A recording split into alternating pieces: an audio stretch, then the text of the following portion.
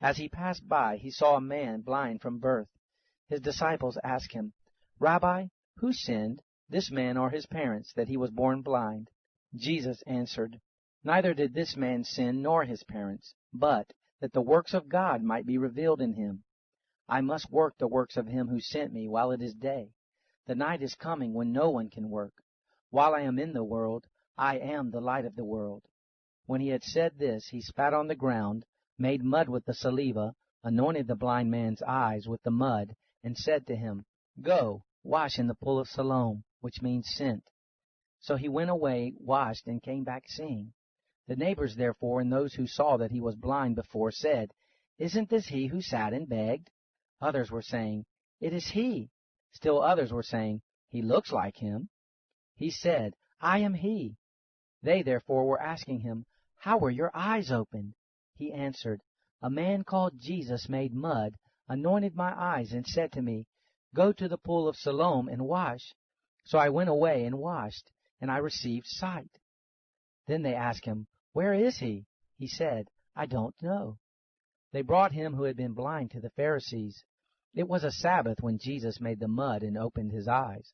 Again therefore the Pharisees also asked him how he received his sight. He said to them, "He put mud on my eyes. I washed, and I see." Some therefore of the Pharisees said, "This man is not from God, because he doesn't keep the Sabbath." Others said, "How can a man who is a sinner do such signs?" There was a division among them.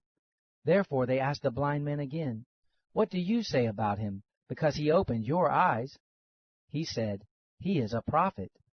The Jews therefore did not believe concerning him that he had been blind, and had received his sight, until they called the parents of him who had received his sight, and asked them, "Is this your son, who you say was born blind? How then does he now see?" His parents answered them, "We know that this is our son, and that he was born blind. But how he now sees we don't know, or who opened his eyes we don't know. He is of age. Ask him. He will speak for himself." His parents said these things because they feared the Jews, for the Jews had already agreed that if any man would confess him as Christ, he would be put out of the synagogue. Therefore his parents said, "He is of age. Ask him." So they called the man who was blind a second time and said to him, "Give glory to God. We know that this man is a sinner." He therefore answered, "I don't know if he is a sinner.